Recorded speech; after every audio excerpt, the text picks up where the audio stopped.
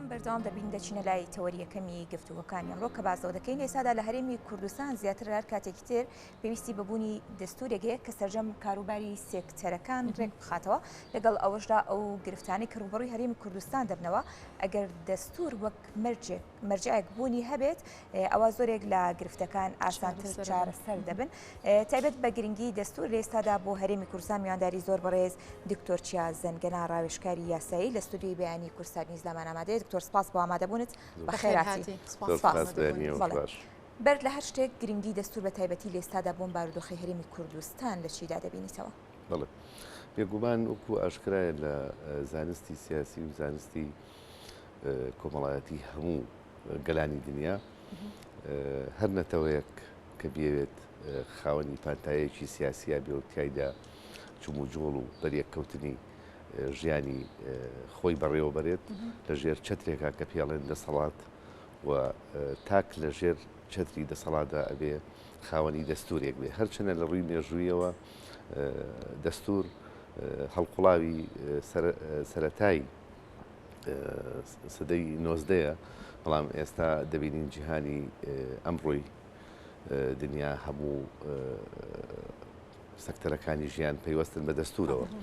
تا گرنگی دەستور زۆر پێویستیکی هەنووکەیە بۆ هەرگەلێک کە خاوەن جوگرافیایکی سیاسی بێ تایدا دوو شێواز حاکمیت و مەحکومیەتی تێدا بەرپاکرێ و تاک بتوانێت بزانێت مافەکانی خۆی لە چوارچەوەی دەستورا چییە چ مافە شخصیەکان بێ کەسایەتەکان بێ یان مافە گشتەکان بێ واتە الحڕیات الشخصیە والحڕیات العامە ئازادیە گشتەکان و ئازادیت کەسێتەکان دەبێت لە چوارچەوەی دەستورە دیاری بکرێ و لە ڕووی یاساییشەوە دەستور دەبێتە هەرمی قانونی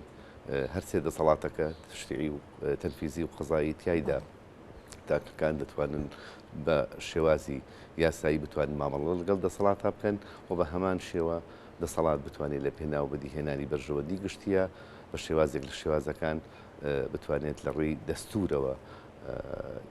ئەم بابەتان یەکلا بکاتەوە. باشە دکتۆر پێت وانییە لەم دۆخی ئێستای هەرێمی کوردستان زیاتر پێویستمان بەس دەستورێک بێ بۆ پێی کۆمەڵێک پرسێ هەم لە ناوخۆی هەرێمی کوردستان هەمیش بۆ عێراق و بۆ ناوچەکانی دەریشەوە بتوانین کا لە ڕێگەی دەستورەوە مامەڵەیەکی دروستانە لەگەڵ پرسەکانە بکەین. بێگومان ئێمە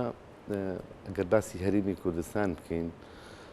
لە دوای نەوەیەک و نظامێکی قانونی جیاوازمان هەبوو کە بە پێی بڕارێکی نێودەوڵەتی ئێمە هەرێمی کوردستان بوو بە هەرێمیشی ئازاد بەڵام دەوڵەتی عێراق هێشتا وەکو سیستەمی دیکتاتۆری وەکو دەوڵەتێکی پۆلیسی وەکو دەوڵەتێکی ستەمکار لە ناوچەکەدا مابوو بەڵام لە دوای 2003ەوە وەرچەرخانێکی سیاسی و یاسایی و مێژووی لە عێراقدا ڕوویدا کە ئەویش پێکهێنانی عێراقێکی نوێی عێراقێکی فدراڵ کە تایدا ڕنگدانەوەی سەرجەم گەلانی عێراق بێ و لەبەرەوەی گەلی کوردیش پێکهاتەیەکی سەرەکیە لە پێکهێنانی ئەم نەخشە سیاسیەیە لەم عێراقە فیدرالیەدا بۆیە بەغداد و هەستی بەم با بڵێن هێزە سیاسەکانی عێراق و هێزە کوردستانیەکان و ڕۆڵی جەلال ئیمام جەلال بە تایبەتی بۆ بەدەستهێنانی دەستورێکی دیموکراسی هەڵبژێرا و بۆ عێراق کە بوو لە ساڵی 2005 پەسەند کرا دەبواە لە هەمان کاتدا هەرێمی کوردستانیش هێزە سیاسیەکان لە هەرێمی کوردستانەوە کۆمەڵامی خەڵکی کوردستان و ناوەندەکانی بڕیار بتوانن لەم هەرێمەدا ببین بە خاوەنی دەستورێکی هەرێم بۆی تاوەکو بتوانین ئێمە بە دوو شێواز مامەڵە لەگەڵ تاکا بکەین بە دیوێکە و بە دیوێکی دەسەڵاتەکان دیاریکەین و بە دیوێکی ترا بزانین مافەکانمان چییە لە هەرێمە و مافەکانمان چییە لە بەغدایە مادام ئێمە هەرێمێکی یاساین دەستورین دان پێدراوە دانی پێ نراوە لە هەرێمی کوردستانە لە دەستوری عێراقا کەواتە ئێمەش هاوشێوەی بەغدا بۆی بتوانین مافەکانمان پانتایە سیاسیەکانمان مامەڵەکانمان ئەرکەکانمان سەروەت و سامانی ئەم وڵاتە بە شێوازێک بەڕێوەی بەرین سەکتەرەکان چۆن معالەجە بکەین ئەگەر هات و تووشی گرفتی سیاسی و گرفتی کۆمەڵایەتی و گرفتی حکومی و قەیرانی ئیداری بووین چۆن بتوانین گەڕینەوە وەکو مەرجەعێک بۆ ئەو چەتر دەستوری کە پێی ئەوترێ چەتری دەستوری کە چۆن بتوانین لێر لە ڕێگای ئەم دەستورەوە سنوورەکان نەبەزێنین واتە چۆن ئازادیەکانی تاک بەرامبەر بە کۆمەلگا ئازادیەکانی کۆمەلگا بەرامبەر بە تاک و سنووری دەسەڵات تاکوێ بێ لەگەڵ ئەم تاکانەیە و چۆن بتوانین ئەم ڕفتارانە ئەم مافەکانیان دابین بکەین زامنی بکەین و بتوانین فەلسفەی سیاسی هەرێمی کوردستان ڕنگدانەوەیکی تەواوی لەم دەستوریە هەبێ هەرێمێک کە پڕە لە دەنگی جیاواز پڕە لە ڕەنگی جیاواز پڕە لە نەتەوەی جیاواز پڕە لە ئاین و ئاینزای جیاواز چۆن بتوانین ئەمە لە دەستوریەکە بە شێوازێکی حکومڕانی بچەسپێنین و بتوانین فەلسفەی کوردستانی بوون و نیشتیمانی بوون و نەتەوە بوون لەم دەستورەیە بسەپێنین و بە شێوازێک لە شێوازەکان بتوانین ڕوخساری ئەم هەرێمە دیاری بکەین نظامێکی پەرلەمانیە نظامێکی دەستوریە نظامێکی ڕێئاسیە نیمچە ڕێئاسیە مەلەکیە ئەمەیە کە پێڵێن شوناسی دەستورواتە ئەمەیە شوناسە یاسایی و سیاسەکەی کە ڕنگدانەوەی دەبێت لە دەستورە. بەڵێ دکتۆر دیارە هەر بە باسی دەکەی کە لە کاتی خۆی لە ساڵی 2005 نەتواندرا دەستورێک بێ بەڵام هەوڵەکان لە 2015ەوە هەتا ئەم دواییانش بەردەوامیان هەیە هۆکارچێت تا ئێستا لەگەڵ نزیکی 7 ساڵە هەوڵ دەدێت بۆ نووسینەی دەستورێک لە هەرێمی کوردستاندا بەڵام ئەم دەستورە با بڵین تەنانەت بە شێوەیەکی گشتی نەش بۆ تەڕەشنووس تا کاری لەسەر بکرێت و دەنگی لەسەر بدرێت. وەکو چەند قۆناغێکی سەرەتایی هەوڵدراوە لەلایەنە سیاسەکانەوە لەلایەن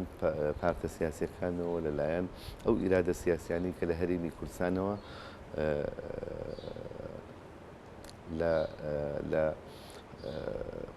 لە قۆناغی دوای با بڵێن دوای نەوەیەکەوە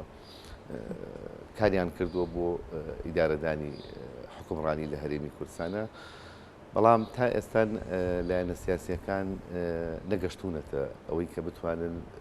کۆک بن تەوا بن لەسەر شێوازی حکومڕانی لە هەرێمی کوردستانە کە ئەمە گرفتی یەکەمی یاخود لەمپەری یەکەمی بابەتەکەیە پێگومان چەند لایەنێک دەیانوێت بە شێوازێک لە شێوازەکان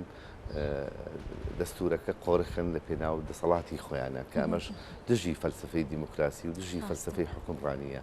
خۆی لە خۆیان دژی دەستوریشە ینی تۆ بۆیە دەستوردا ئەلین دەتوێت لە ڕێگای دەستورەوە چارەسەری گرفتە سیاسەکان و گرفتە ئابوووریەکان و گرفتە کۆمەڵایەتەکان و گرفتە یاسایەکان بکەی بەڵام کە تۆ دانانی دەستور بێ بە لەمپەرێک بۆ ئەم گرفتانە کەوا تا تۆ نەوتوانی ئەو ئامانجانە بپێکی کە مەبەستە زۆربەی لایەنە سیاسەکان دید و بۆچوون و ئاراستی جیاوازیان هەیە بۆ ئەم بابەتە یەکێتی نیشتیمانی کوردستان هەمیشە هەوڵیاوە کە پێداگری لەسەرەوە بکانی نظامی حکومڕانی لە هەرێمی کوردستانە نظامێکی پەرلەمانی بێ و دەسەڵاتەکانی سەرۆکی هەرێم دەسەڵاتێکی ڕەها نەبێ مطلق نەبێ واتە الحاکم الأعلى ولا إله إلا أنا نەبێ بۆی بتوانین لە ڕێگای پرینسیپەکانی دیموکراسی و لە پرینسیپەکانی گەلەوە لە بنەماکانی دیموکراسی و لە ڕێگای گەلەوە لە ڕێگای پرۆسی هەڵبژاردنەوە بتوانین لە مؤسسەیەکی تەشریعیە ڕنگدانەوەی ئیرادەی گەلمان هەبێ و بتوانین دام و دەستگاکانمان بە شێوازێکی تەندروست حکومڕانی بکەین. باشە دکتۆر لە نووسینەوەی دەستورە پێویستمان بە چیە بێت بە چ شێوەیەک ڕێی یاخود بۆچوونی هاوڵاتیانی تێکەڵ بکرێ بێگومان دەستورێکێک لە بڕگەکانی ئەوەیە کا بێت هاوڵاتی تێدا بەشدار بێت لە نووسینەوەیە بۆی مافەکانی خۆی دیاری بکات پێویستی بە چیە جگەلەوەی کە هەموو لایەنە سیاسەکانیش کۆک بن لەسەری پێویستە ئێمە لەکوێوە دەست بکەین بۆ هەنگاوانەی کە دەستورێکی دروست بۆ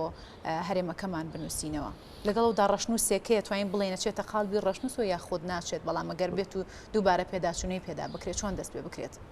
لە سەرەتای چاوپێکەوتنەکە شاباسم کرد هەموو جموجۆڵێکی سیاسی و هەموو جموجۆڵێکی کۆمەڵایەتی لە جوگرافیایەکی سیاسیە کە کۆمەڵانی خەڵک یا کۆمەڵێک خەڵک ئەنجامی ئەدەن پێویستی بە چوارچێوێکی دەستوریە واتە کۆمەڵانی خەڵک و جموجۆڵی سیاسی و کۆمەڵایەتی بریتی نییە تەنها لە یاساناسان بریتە لە هەموو کەسەکان هەموو تاکەکان هەموو چین و توێژەکان لەسەری سەرەوە تا خواری خوارەوە بەڵام بێگومان داڕشتنەوەی پێویستی بە کەسانی پسپۆڕ و کەسانی پرۆفشناڵ و کەسانی مختەصن لەم بابەتەیە و دەستور نابێت دژی بنچینەکانی دیموکراسی بێ واتە نابێت تەنها دەستور بۆ زۆری نەدانرێ دەبێت دەستور دەنگی کەمینەیەک دەنگی تاکێک لە دوورترین و لە باڵاترین و زۆرترین کەسی تێدا بەرجەستە بکرێت کەواتە دەستور ئەبێ ئەو پەرتووکە بێ کە تیایدا نەوەکانی ئایندە هەست بەم ئیرادە سیاسی و ئیرادە کۆمەڵایەتیە بکەن کە ئێمە هەنگاومان ناوە هاوشێوەی گەلانی دنیا بتوانین ببین بە خاوەنی دەستورێک نووسینەوەی دەستور ئەو پرۆسێسە معقدە نییە بەو شێوەی کە ئێمە تەسەوری ئەەکەین مامۆستاکانی زانکۆ دادوەرەکان کەسانی پرۆفیشنال کەسانی مختەس لە بواری میدیایە لە بواری ڕاگەیاندنە لە بواری کاری چالاکەوانی مەدەنیە ڕێکخراوەکان چینی تۆژەکانی شەقام هەموو ئەو کەسانی لە جموجۆڵی کۆمەڵایەتی و سیاسیان ڕۆژانە و خەمخۆری نیشتیمانن و خەمخۆری گەیاندنی دەنگی کێشەکان و گرفتەکانی گەلن بۆ دەسەڵات دەتوانن بەشدار بن لە ڕێگای ڕاو بۆ چوونەوە چەند قۆناغێکە و چەند پرۆسسێکە و ئەچێ بەڕێوە و پاشان ئەبێ ئیرادەیەکی ڕاستەقینە هەوێت لەلایەن دکتۆر لەم کۆبوونەوەی ئەخیری کۆتایی یەکێتی و پارتیدا شاندێکێتی و پارتی باز لەوە کراوەکە دووبارە هەوڵ بدرێتەوە کە پێداچوونەوەی خودداڕشتنەوە بۆ دەستور بکرێت پێ دوایە هەنگاوی کە نراوە لە ئێستادا کە تەنها جارێ قسەیە وەکوکانی وەکو هەوڵەکانی دیکە شکست ناهێنێت یاخۆت بە هەوڵێکی باشی دەبینیت یاخۆت وەکو یەکێتی نیشتیمانی کوردستان هەوڵەکانیان بە تەواتی شەڕکردوەوە بۆ ئەوەی دەست بکەن بە داڕشتنەوەی دەستور دووبارە یەکێتی نیشتیمانی کوردستان هەمیشە لە ڕێگای فراکسیۆنەکانی خۆیەوە لە ڕێگای ڕاگەیاندنەکانی خۆیەوە لە ڕێگایان بەیاننامە و لە ڕێگای تەسریحاتی بەرپرسەکانەوە ئەوانەی کە مختصن لە مەجالەیە وەکو سیاسەتی عامی یەکێتی هەمیشە پێداگر بووە لەسەر بابەتی ئەوەی کە دەستور هیچێک لە بڕبڕە ئەساسیەکانی دەسەڵات لە هەرێمی کوردستان و لە عێراقشە کەواتە یەکێتی نیشتیمانی کوردستان هەمیشە لە بەرەی گەلدا بۆ پێداگری لەسەر دەستوری بوونی کێشەکان کردو و چارەسەرکردنی کێشەکان لە ڕێگای دەستورەوە. خۆشببختانە ئەم هەنگاوانی لەم کۆتاییە با بڵێن بینرا کە نزیک بوونەوەیەک لە نێوانێکی نیشتیمانی کوردستان و پارتی دیموکراتی کوردستان و ئەم گفتوگۆیانە بەرە و ئاراستەیە کە بڕات دەرچەیەک مەخرەجێک یاخود نەخشە ڕێگایەک دۆزینەوە بۆ ئەم کێشە ئاڵۆزانە و ئەم مەلەفەکەڵەکانی نێوان هەردوو لە طبعاً کە پارتە سیاسیەکانی تریش هۆکارن بۆ دروستبوونی ئەم قەیدانە با کەس خۆی نەدزێتەوە لە بەرپرسیاریەتە بێژووریە و یاساییە و سیاسیەش بێگومان یەکێتی نیشتیمانی کوردستان بە هەموو شێوەیەک هەوڵیاوە کە کێشەکان لە ڕێگای دەستورەوە چارەسەر بکات هیوادارین ئەمەش نەچێتە بانگەشەیەکی سیاسی و بۆ پارتە سیاسیەکان خۆیان و تەنها گرمکردنەوەی ئەم مەلەفە نەبێت بۆ چەند مەرامێکی سیاسی تایبەت و پەردە پۆشکردنی چەند قەیرانێک کە ئێستا لە هەرێمی کوردستانە هەیە بە تایبەتی قەیرانی موچەیە قەیرانی ژینگەیە قەیرانی بەنزینە قەیرانی سەکتەری دیاریکردنی وادێک بۆ هەڵبژاردن و ڕێگنەکەوتن لەسەر هەڵبژاردن یعنی کەواتە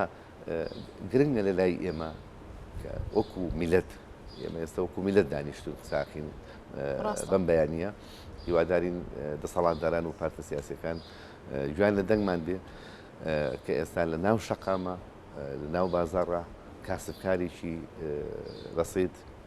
دوکاندارێکی بەسیط سایەقێک شۆفێرێک هەچ کارگوزارێک ئێستا چاوەڕێی دەرچەیەکێتی چاوەڕێی سپێدەیەکی نوێیە چاوەڕێی بەیانیەکی نوێ چاوەڕێی ئەوەیە کە بتوانێت ئەم لایەنە سیاسیانە بە نەوع لە نەوەکان بگەنە دەرچەیەک بۆ بۆی هەست بە خۆشگوزەرانی بکە فەرمانبەرێک ئێستا کە لە فەرمانگەکەی خۆی دانیشتووە هەست بکات لە کاتی خۆیان موچەکەی پێبێرێ شۆفێرێک خەمی ئەوەی نەبێت کە بەنزینەکەی لە کاتی خۆیان بتوانێت بەدەست بهێنێ و داهاتەکەی بەشمانە هەمووی لە ڕێگای دەستورەوە چارەسەرەکرێن پارتە سیاسیەکان حیزبە سیاسیەکان لە بەردەم بەرپرسیاریشی یەجگاری مێژوویدا لەم قۆناغەیە بە تایبەتی لە ئێستای عێراق و ناوچەکەدا کە نەخشەی سیاسی نەخشەی جیۆسیاسی نەخشەی ئابووری هەموو جیهان و جەمسەرەکان و سیستمی سیاسی لە جیهانە بەرە گۆڕانکاریەکی ئاڵۆز دەچێت. بەڵێ کاتە دکتۆر دەکرێت بە شێوەیەکی گشتی بڵین نەبوونی دەستوری خود فراغی نەبوونی دەستور بێستە لە هەرێمی کوردستاندا هۆکاری ئەم جۆرە مافخواردنی هاوڵاتیان لە هەمان کاتا گەندەڵی تەنانەت ئەگەر بەهاتایە و دەستورێکە بووایە ڕەنگە بۆ بە تایبەتی لەم کاتانیا بۆ پرسی هەڵبژاردن بیتوانیا بارودۆخەکە زۆر باسانی یەکلایی بکاتەوە. بێگومان بوونی ئەو دەستورە لە کاتی دروستبوونی هەج گرفتیەکە لە نێوان هەر سێ دەسەڵاتەکە دەگەڕاینەوە بۆ دەستور. لە کاتی دروستبوونی هەج گرفتێک هەر کێشەیەک هەچ قەیرانێک لە نێوان پارتە سیاسیەکانە دەگەڕاینەوە بۆ دەستور. و لە کاتی دروستبوونی کێشەیەکی دیاریکردنی جۆری پەیوەندی تاک بە دەسەڵاتەوە دەسەڵات بە تاکەوە دەگەڕاینەوە بۆ دەستور. وەکو بیرەوەریەک من باسی دەکەم ئەو مامۆستایی کە لە زانکۆی بەغدا بابەتی دەستوری پێوتینەوە هەموو جارێ پێوتین دەستورە بێ وەکو یاداشنامەیەکی بچکۆلن لە گیرفانی هەموو هاوڵاتیەکە بێ بۆی بزانێ مافەکانی چییە و ئەرکەکانی چییە. هاوکێشەیەکی مزدەوەجە معادلەیەکی مزدەوەجە تاکە بێ بزانێ مافەکانی چییە و بێ بزانێ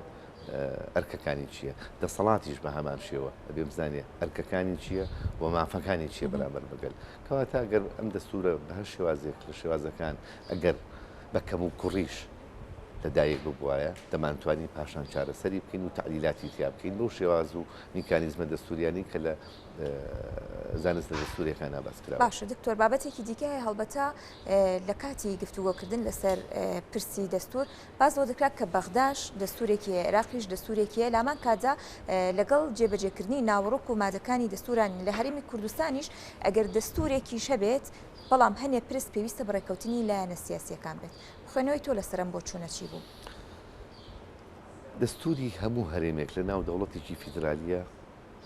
تایبەتمەند دروستبوونی هەرێمێک لە دەوڵەتێکە خۆی لە خۆیە تایبەتمەندێتی سیاسی کۆمەڵایەتی جوگرافیە کەواتە ئەم دەستورە کە لە هەرێمەیە لەدایکە بێ ئەبێ ڕنگدانەوەی کۆمەڵانی خەڵکی ئەم هەرێمە بکە بۆ بەرگری لە ماف و ئەرکەکانی کۆمەڵانی خەڵکی ئەم هەرێمە بکە بەڵام دیاریکردنی شێوازی پەیوەندیکردن لەگەڵ دەوڵەتی مەرکەزایە خو دەوڵەتی فیدراڵە دەبێت بە شێوازێکی یاسایی سیاسی دەستوری بێت کە پێچەوانەی دەوڵەتی فیدراڵ و ناوەند و مەرکەز نەبێت بەڵام لە حاڵەتی دروستبوونی کێشەیەکە لە نێوان دەستوری فیدراڵ و دەستوری هەرێم لەو کاتەیە کار بە بنەما سەرنجیەکە ئەکرێت کە دەستوری فیدراڵی یاخود دەستوری ناوەندە لەبەرەوە ئەم تەعارضە دەستوریە هەندێک جار دروستە بێ لە نێوان دەستوری فیدراڵی و دەستوری هەرێمە و دیاردەیەکی نامۆنیە لە نێوان ئەو نەخشە سیاسیانەی کە هەرێمێک یاخود چەند هەرێمێکیان تایە و یاخود دەستورێک و چەند دەستورێکی هەرێمیان تایە دەکرێت معالەجاتی دەستوری بۆ بکرێت و دیاردەیەکی زۆر ئاساییە وەکو ئەوەی لە مەسەلەن لە کەنەدایە هەیە هەرێمی کیوبک هەیە لە ئەمریکا دەستوری فیدراڵی هەیە و دەستوری ویلایەتەکان هەیە لە زۆربەی وڵاتانی جیهانە ئەوانەی کە هەرێمیان تێدایە ئەو تەعارضە دەستوریە دروست دەبێ بەڵام گرنگ فەلسفەی دیموکراسی فەلسفەی سیاسی فەلسفەی تاکە کە چۆن بزانێت دەرەنجامی دروستبوونی ئەم جومبوو جوڵە سیاسیە کۆمەڵایەتیە گرفت و کێشەی لەکەوێتەوە کێشەکە یاسایی بێ ئابووری بێ سیاسی بێ حکومڕانی بێ ئیداری بێ گرنگەوەی لە دروستبوونی هەر کێشەیەەکە ئێمە دەگەڕینەوە بۆ چەترە سەرەکیەکە کە ئەویش چەتری دەستوریە بۆ چارەسەرکردن بۆ هیوایی لایەنەکانیش بتوانن درک بە تەواوەتی بۆ مەترسیە خۆت بۆ گرنگیە بکەن بۆ مەترسی بکەن کە لێسادا لە هەرێمی کوردستان هەیە بتوان دەستورێکی باش دابڕێژنەوە زۆر سپاس دکتۆر چیازەنگەنە ڕێژکاری یاسایی سپاس بۆ ئامادەبوونیت مادوومان کردی دووبار بەخێراتی بەڵێ ئەزیزان بەردەوامە بین.